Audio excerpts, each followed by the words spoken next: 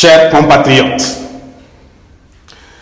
dans quelques mois sonnera dans notre pays, le Togo, le record continental de 57 années de règne dictatorial d'une seule famille, entourée de quelques courtisans. Durant toutes ces longues années, la gouvernance de cette oligarchie a été constamment nourrie par une philosophie politique d'essence machiavélique. Dans cette politique diamétralement opposée au code des valeurs cardinales de l'Afrique posé par la MAD, tous les moyens sont bons pourvu qu'ils concourent à la conservation du pouvoir, à savoir la violence sous toutes ses formes, même contre des mineurs, le mensonge, la corruption, la division et l'opposition des éléments de la division, la manipulation des consciences, etc. Deux nécessités commandent l'usage des moyens utilisés.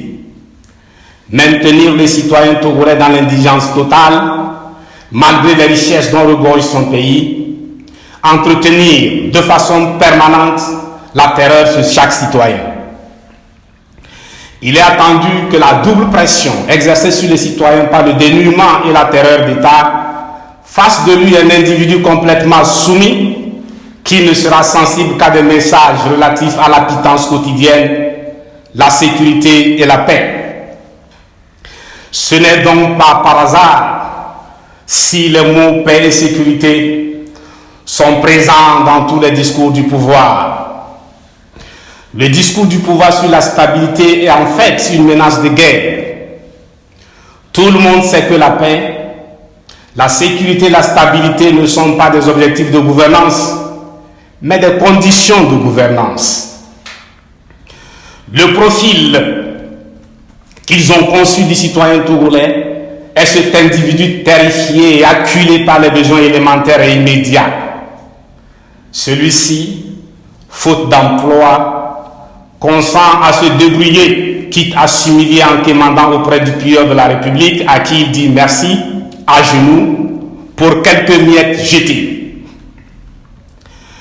On se souvient encore de ces citoyens qui avaient compris que dès que vous vous mettez en un petit groupe de 5 à 10 personnes pour acclamer feu et Yadema au passage, il envoyait quelqu'un revenir vous donner de l'argent. Nous ne reviendrons pas sur les marches de soutien pour 1000 francs toute la journée, ni sur les foules amassées à l'entrée et dans les jardins de Lomé 2. Nous hésitons à mentionner le cas de ces femmes organisées en petits groupes de balayeuses, parfois bébés au dos, pour le nettoyage quotidien des routes menant au domicile de Baron qui, de temps en temps, jettent quelques billets. Ce sont là des faits d'une extrême gravité. Le moment que nous traversons actuellement est propice au retour de ces genres d'initiatives. C'est désormais classique. Le pouvoir à bout cherche à acheter les consciences. Ceci est un investissement sérieux et rentable pour la minorité. Par anticipation, dans toutes les villes et dans tous les villages, le peuple debout doit rester très vigilant pour décourager et avorter d'éventuelles marches de soutien à un quatrième mandat de fort.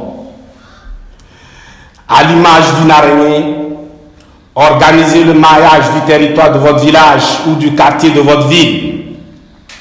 Identifiez les potentiels participants à de telles marches. Allez les rencontrer. Parlez-leur sincèrement dans la langue qu'ils maîtrisent le mieux. Aidez-les à comprendre la nécessité vitale pour nous tous d'une alternance en 2020. Aidez-les à s'inscrire sur des plateformes animées par des citoyens opposés au quatrième mandat de fort. Faites-leur comprendre, enfin, qu'à l'heure de l'action de mobilisation citoyenne pour la première alternance, chacun de nous doit faire ce qu'il peut, là où il est, avec la langue qu'il maîtrise.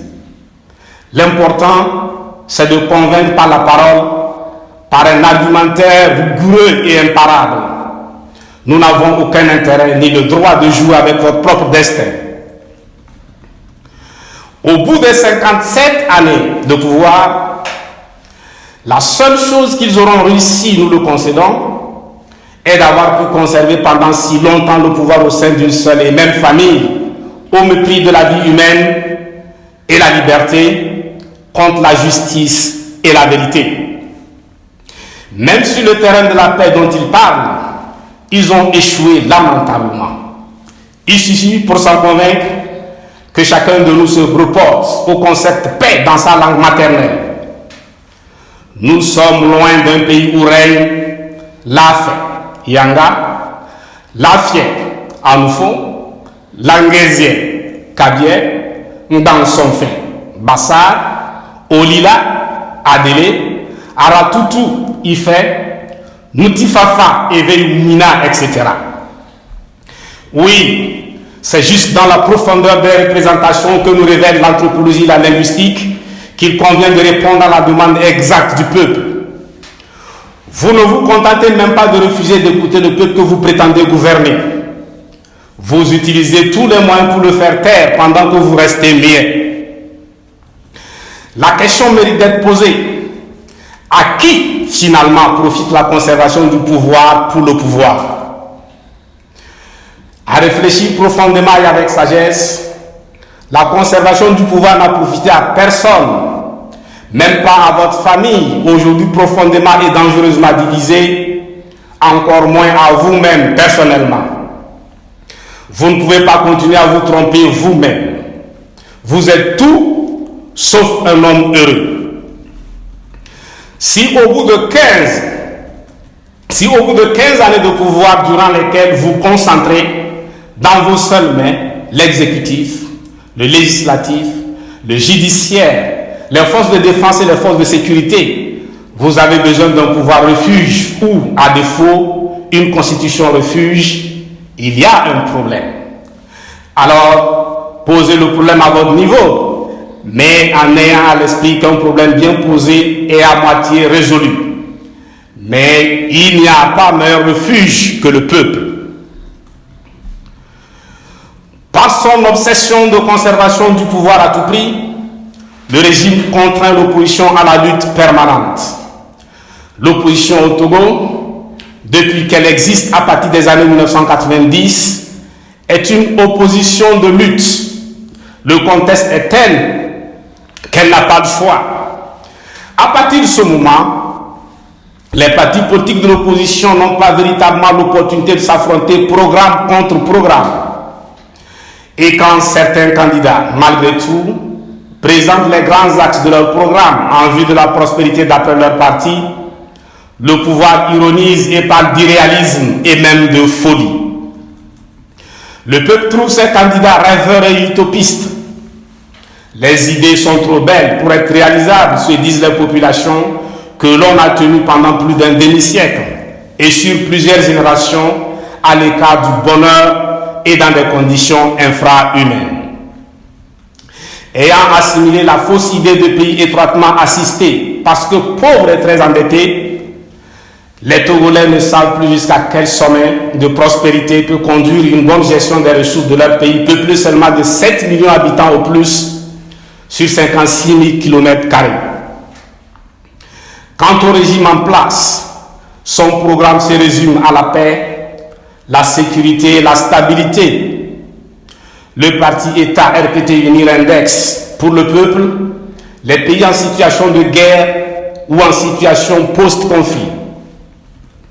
Dans une telle logique, le pouvoir nous donne à choisir entre la guerre pour laquelle il est préparé depuis très longtemps et la dictature. Par une telle offre, la minorité laisse aussi entendre qu'il vaut mieux pour le peuple choisir la dictature. Alors, mieux vaut la dictature que la guerre, car mieux vaut la misère que la mort. Heureusement, par les réflexes et la culture de ce peuple fondamentalement pacifique, la guerre est derrière nous. Le peuple dans son ensemble rejette ce schéma binaire stérile et diabolique. Ni guerre, ni dictature, mais liberté, démocratie et prospérité pour tous sur la terre de nos aïeux. Confondu dans ses propres stratégies diaboliques, le pouvoir cherche à coups de milliards à convaincre le monde entier d'une présence imaginaire de djihadistes sur son territoire. Tout ceci ne trompe personne. C'est un fait aujourd'hui établi. Notre génération d'ici et de la diaspora, est de plus en plus lucide et consciente de sa responsabilité, celle qui consiste à déraciner définitivement la dictature, de sorte qu'elle ne puisse plus jamais pousser sur le sol togolais, désormais impropre à ce type de culture. Notre génération a compris que ce qui s'est toujours passé au Togo n'a d'élection que le nom. Il s'agit plutôt d'une attribution discrétionnaire de voix et de sièges de la part du régime dictatorial. C'est pourquoi, dans le contexte qui est celui de notre pays, la lutte pour la liberté est primordiale. Liberté d'abord, démocratie ensuite. Cette lutte est avant tout une lutte pour la liberté et non une lutte pour le pouvoir. Dès lors, la question stratégique est: comment reprendre notre liberté pour pouvoir enfin décider par nous-mêmes et pour nous-mêmes? Il s'agit donc de lutte et non de pouvoir. Il n'est donc pas question d'élection, mais de lutte. Par conséquent, le peuple en lutte est demandeur de stratégie de lutte et non demandeur de stratégie électorale. Aujourd'hui, les stratégies électorales sont hâtives, prématurées et inappropriées. D'ailleurs, parlant du Togo, élection est un trop gros mot qui relève d'un abus de langage. Pour notre part, si nous l'utilisons encore, c'est faute de termes adéquats.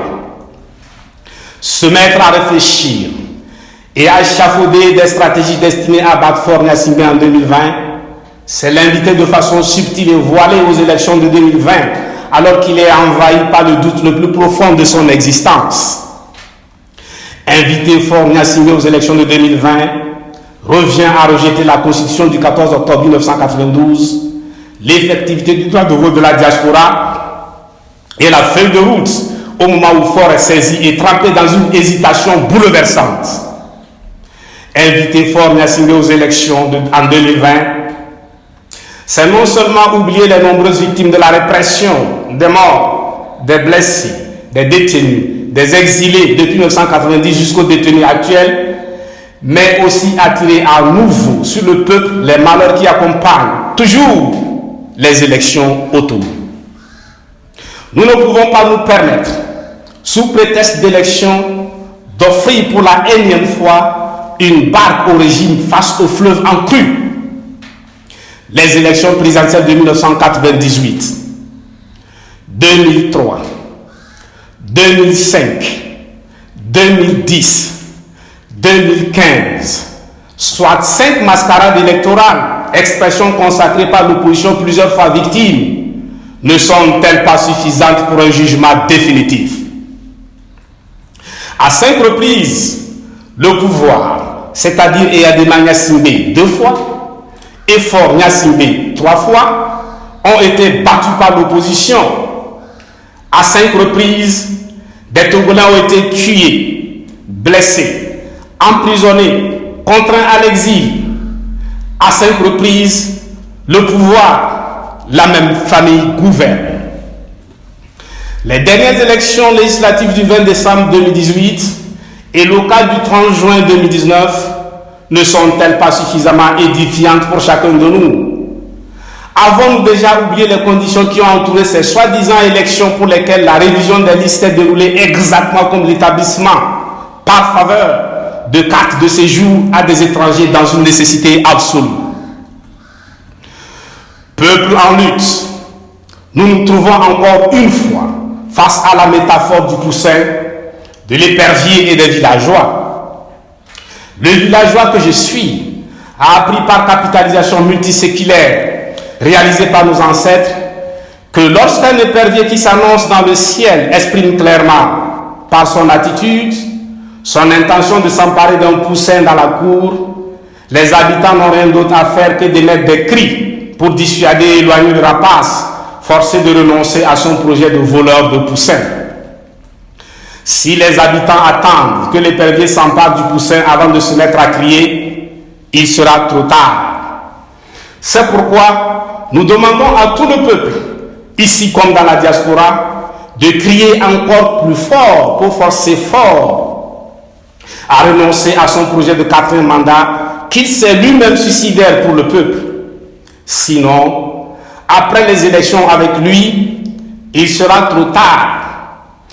Avant la supercherie de 2015, nous avons averti avec la même métaphore, mais nous n'avons pas été écoutés. Nous étions trop jeunes pour montrer la voie. Dans le cas du Togo, le pacifisme, la Sibalou, le Nouzien, est plus efficace quand il est surtout utilisé à titre préventif.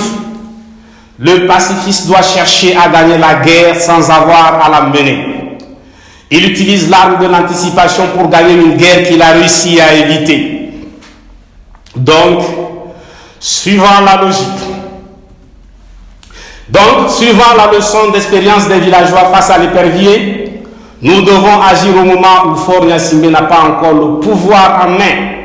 Sinon, il sera trop tard et ce sera reparti, pas pour 2025, mais pour un nouveau cycle peut-être plus long que le cycle qui est en train de se finir. En ayant à l'idée la dernière loi contre les manifestations publiques, représentons-nous, ne serait-ce que par imagination, le genre de loi que l'Assemblée actuelle serait capable de prendre.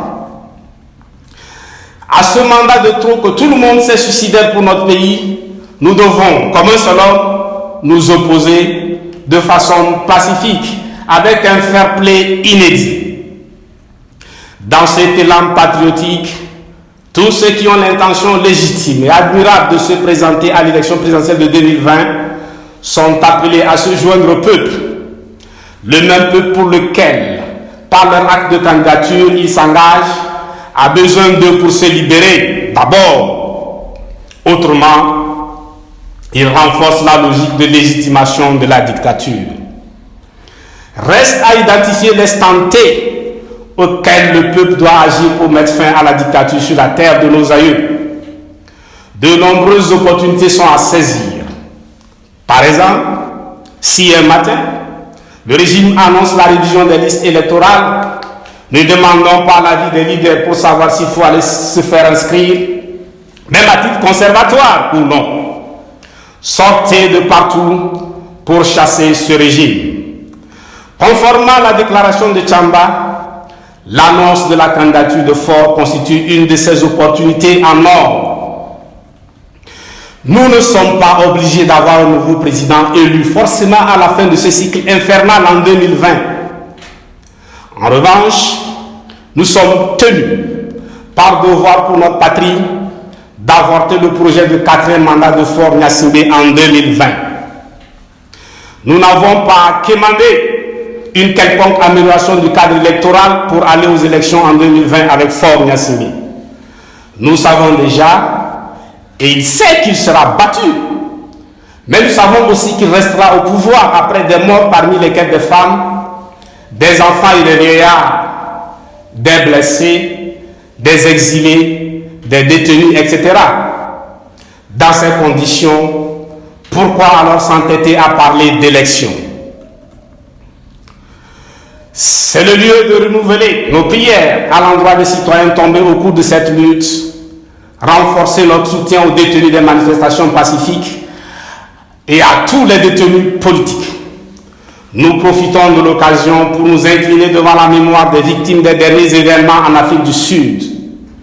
Nous rappelons à la jeunesse africaine que de tels événements risquent de contribuer à retarder notre mission, celle qui consiste à faire basculer l'Afrique sur la pente de son destin fédéral. Alors, plus jamais ça entre filles et fils d'une île natale. Aidons entre autres panafricanistes Marcus Mosiagabe, Kwame Nkrumah, Thomas Sankara, Cheikh Anta Diop à reposer en paix. Théophile Obenga, Kouma Ndoumbe III, l'infatigable Godwin Tete et d'autres à prendre de l'âge rassuré. Amélioration du cadre électoral, meilleures conditions d'élection, voilà des formules qui sont autant de noms de nouvelles barques fabriquées au sein de l'opposition même pour faciliter la traversée du fleuve en crue par le régime très inquiet et qui sent sa fin approcher à grands pas. Ouvrons les yeux et agissons vite. Des supporters trop indulgents ne font pas une équipe compétitive. Autant vous êtes lucide, déterminé et intraitable face au régime en place, autant vous devez vous montrer très lucide, très déterminé et intransigeant vis-à-vis de l'opposition. C'est cela, sans quoi il n'y a pas de salut. Permettez-moi de rester le villageois, le paysan que je suis. Par leur stratégie propre et malgré l'apparence, le corbeau s'avère plus dangereux que l'épervier. En effet, l'épervier s'annonce depuis le ciel, descend à une vitesse incroyable, s'empare du poussin pour reprendre les airs. Quant au corbeau, il se pose au sol. Il se pose au sol à distance, marche pour rejoindre le peloton des poussins, observe les poussins un à un, s'empare du poussin de son choix pour reprendre les airs. Alors, arrêtons de nous voiler la face en parlant toujours d'élection, d'unité de l'opposition, etc., pour continuer à nous battre en tant que peuple conscient de l'esclavage auquel une minorité l'a soumis sur son propre territoire. Nous avons un sérieux problème de cohérence. Quelle logique, quelle suite logique entre les revendications et les slogans portés par le peuple manifestant dans la rue, au pays et dans la diaspora, et la posture actuelle qui consiste à dire « organisons-nous, préparons-nous pour le battre en 2020 ». Quels égards aux citoyens morts, blessés, handicapés à vie, emprisonnés, exilés pour avoir porté ces revendications et ces slogans formulés par l'opposition, à savoir Constitution de 1992, C92, effectivité du droit de vote de la diaspora, mise en œuvre de la feuille de route, etc. Pendant qu'à l'Assemblée générale des Nations Unies, en ce mois de septembre 2019, la diaspora togolaise aux États-Unis d'Amérique, que je salue au passage, scande le fort Masgo avec des images des victimes de la répression. Ici au pays, nous parlons d'élections avec fort en 2020. Faut-il rappeler que récemment, avant les États-Unis d'Amérique, il y a eu la diaspora togolaise en Afrique, notamment au Nigeria et au Bénin, qui a exprimé son nom au 4e mandat de fort. La diaspora togolaise au Nigeria s'est même déclarée prête à rentrer au pays afin de se battre pour contribuer à éviter cette honte pour notre pays. Le fait de parler de stratégie, d'amélioration du cadre électoral, de meilleures conditions d'élection ne cache nullement l'invitation clairement adressée à Fort pour 2020 contre la volonté du peuple togolais. Non, sur cette posture, personne ne nous comprendra. C'est illogique. Personne, en Afrique comme dans le monde, ne comprendra une opposition qui, dans le même temps qu'elle exige l'alternance pour mettre fin à une dictature cinquantenaire d'une seule et même famille, le départ d'un président qui est sur le point de finir son 3e mandat parle d'élection à laquelle le même président sera candidat. Pire, elle se dit prête à l'affronter et à le battre. L'opposition oublie-t-elle subitement que toutes les institutions et toute l'administration sont au service de la famille Gnassingbé, que les libertés individuelles et collectives n'existent pas, que les villes de Mango, Sokolé, Bafilo et des quartiers entiers de la capitale Lomé sont toujours sous siège militaire. Et la situation dans les autres villes comme Kara, Tchamba, Anié, Atapamé, Palimé, etc. On a l'impression qu'après tant d'années, l'opposition ne s'accorde pas sur la vraie nature du régime en place, sa qualification exacte. Ou alors, on parle de dictature comme ça, sans pour autant en tirer toutes les conséquences qui, logiquement, en découlent. Nous ne nous accordons pas non plus sur la définition de la notion d'élection. Sur ces deux points fondamentaux, le peuple est largement en avance sur les leaders. Qui tire qui? Le professeur Tchagel Ezakar ne croit pas si bien dire quand il déclare dans ce qu'il appelle la vérité de l'heure au Togo, je le cite, le choix libre de son représentant par le citoyen n'est possible qu'en régime démocratique. Parler d'élection dans le contexte actuel et, surtout, y participer, c'est faire croire que le régime est démocratique et, donc, le soutenir contre le peuple. Dans quel régime démocratique suffit-il pour être chef de file de l'opposition d'avoir 6 sièges sur 91 sièges à l'Assemblée nationale? L'Union des forces du changement, UFC des Idriss Olympio, est parfaitement conscient de cette situation. Les chancelleries, l'opinion africaine et internationale aussi. Au peuple arbitre d'en juger. Sans le peuple, même une manifestation dans la rue d'une union sacrée de 50 leaders politiques ne changera rien dans notre pays. Par contre, une manifestation dans la rue de la majorité écrasante du peuple sur l'ensemble du territoire est largement suffisante pour chasser ce régime en quelques jours seulement et reprendre enfin la liberté et la souveraineté dont nous avons été spoliés depuis le 13 janvier 1963. Chers compatriotes, au sortir des locales, notamment la phase d'élection des exécutifs communaux, particulièrement l'élection des maires et des adjoints aux maires, la situation politique de notre pays affiche une limpidité, une clarté parfaite. Tout s'éclaire d'une lumière singulière, rien n'est laissé à l'ombre. Et chacun de nous a pu se faire une opinion personnelle sur la situation. Nul n'est dupe. Tout est clair. Bref, comme le dirait Tiken Jah Fakoly, on a tout compris. Mais à celui qui a tout compris, il ne reste que l'action décisive. Et c'est à cette action décisive et finale que nous convions tout le peuple togolais dans son ensemble et sans exclusive. C'est justement en prévision d'une telle situation que nous avons proposé le parti TOGO, Togo, une situation dans laquelle on aurait toutes les difficultés du monde à classer les partis politiques, à dire quel parti est du pouvoir et quel parti est de l'opposition. À vrai dire, au sortir des récentes locales, vous en convenez avec nous, la frontière entre le pouvoir et l'opposition est tellement floue qu'elle est à peine repérable. Aujourd'hui, vous passez de l'opposition au pouvoir, du pouvoir à l'opposition, exactement comme d'un État de l'Union européenne à un autre.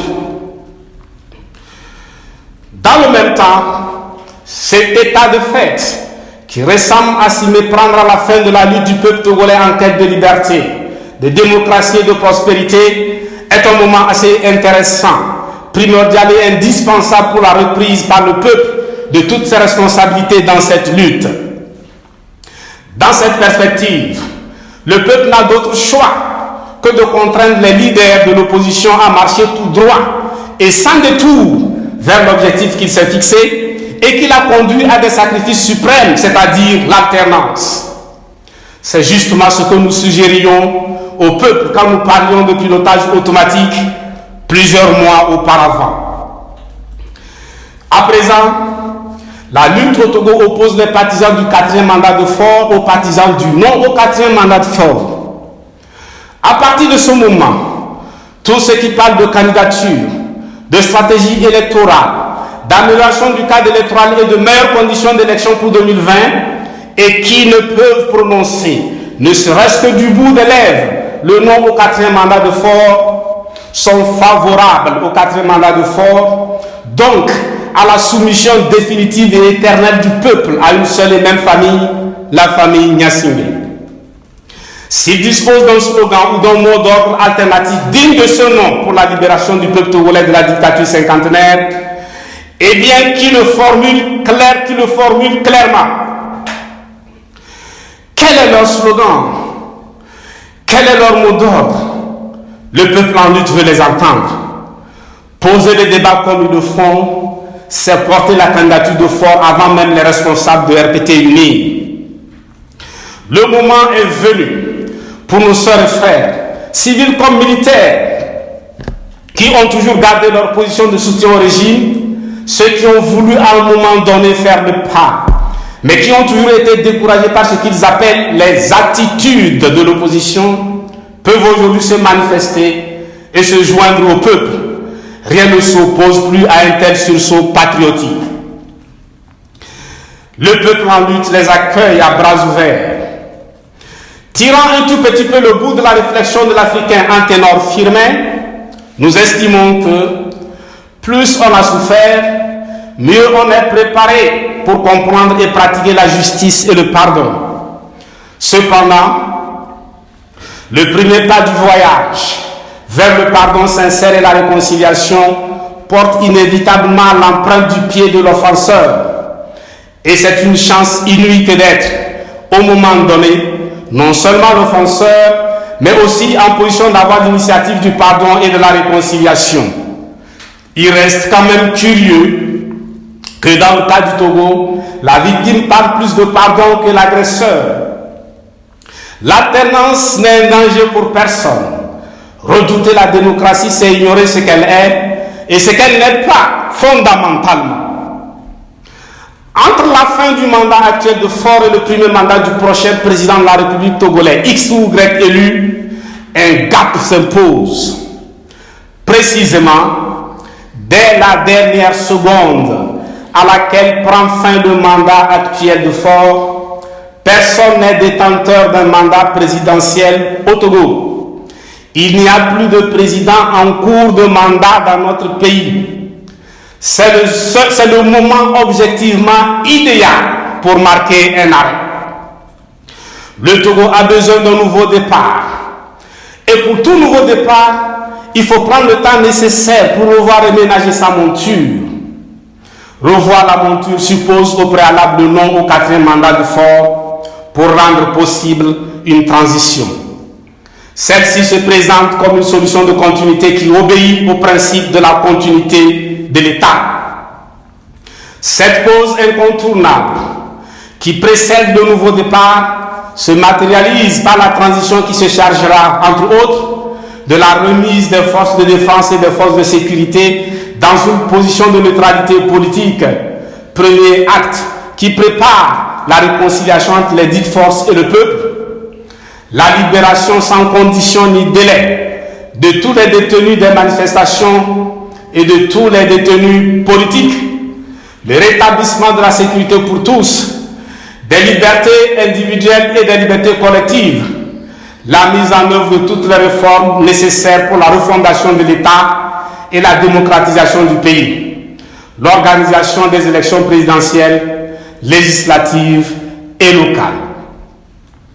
À la fin de ce processus qui doit s'étaler sur une période conséquente et raisonnable, se dégagera à coup sûr une majorité et une opposition pour l'avenir d'un Togo normal et démocratique. C'est en procédant ainsi que nous pourrions avoir des institutions crédibles et fortes pour la viabilité de la démocratie dans notre pays. Alors débutera enfin, sur des bases saines, une nouvelle histoire constitutionnelle, institutionnelle et sociopolitique de notre cher pays à nous tous, le Togo. Nous pourrons enfin connaître le poids réel de chaque parti sur le champ politique. C'est capital dans une démocratie.